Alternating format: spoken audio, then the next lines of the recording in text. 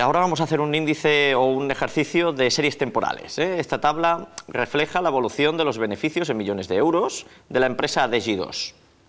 En la tabla, como veis, tenemos el periodo son cuatrimestres y tenemos la primera columna, que es el único dato que se nos dará, que son los beneficios, como hemos dicho, en millones de euros. La idea es realizar todo el proceso de X11 suponiendo que la serie es multiplicativa. Como sabemos, la primera etapa de X11 es calcular la tendencia, con lo que para calcular la tendencia sabemos que tenemos que hacer una media móvil centrada.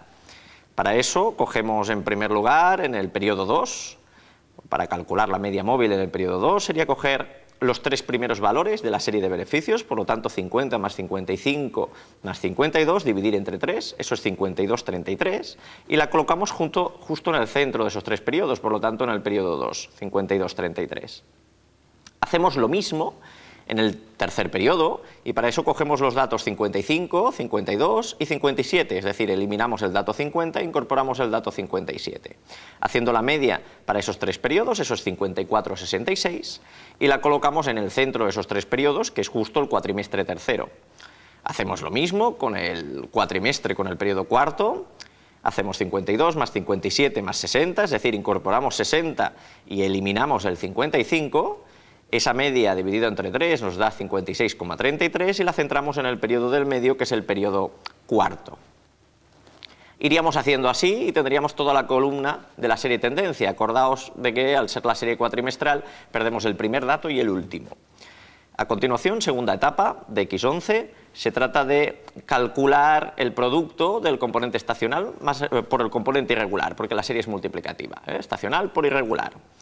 Para hacer eso, cogemos la serie original y la dividimos por la serie que acabamos de calcular, por la tendencia, que sabéis que es tendencia ciclo, por lo tanto, coger serie original y dividir por tendencia ciclo, lo que nos queda es componente estacional por componente irregular. Para el primer valor que tenemos, que es el segundo cuatrimestre, cogeríamos el 55, que es el dato original, lo dividimos por la tendencia, 52,33, y eso nos daría 1,05, que es ese dato de estacionalidad por componente irregular. Iríamos haciendo así para el resto de periodos, por ejemplo, el siguiente periodo pues sería 52 entre 54,66, eso sería 0,951, el siguiente sería 57 entre 56,33, eso sería 1,01 y así iríamos haciendo consecutivamente.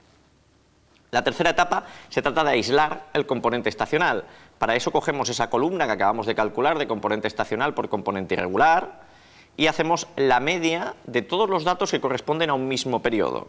Por lo tanto, por ejemplo, para todos los datos que corresponden al cuatrimestre segundo, sería coger el 1,051 más el 1,046 más el 1,056, dividir entre 3, eso nos da 1,051, y ese es el dato que vamos a poner en todos los segundos cuatrimestres del año, por lo tanto, en el cuatrimestre 2, en el cuatrimestre 5, en el cuatrimestre 8. Luego podemos hacer lo mismo para todos los cuatrimestres terceros, por lo tanto 0,951 más 0,953 dividido entre 2, 0,952, en este caso solo tenemos dos periodos, dos datos de la columna ST por IT correspondientes a cuatrimestres terceros, y este 0,952 lo vamos a colocar en todos los terceros cuatrimestres, por lo tanto en el cuatrimestre tercero, en el sexto y en el noveno. Exactamente lo mismo haríamos con el primer cuatrimestre y eso nos daría 1,003, que es el dato que ponemos en el primero, en el cuarto y en el séptimo. Y por último, la última etapa es calcular la serie desestacionalizada. La serie desestacionalizada, cuando la serie es multiplicativa, consiste en coger la serie original y dividirlo por el componente estacional. Pues en este caso, para el primer dato, para el cuatrimestre primero, cogemos el dato original, 50, dividimos por el componente estacional que acabamos de calcular, 1,003, y nos da 49,84, lo cual quiere decir que como es un cuatrimestre bueno, si le quitamos el componente estacional, pues nos queda un dato algo inferior.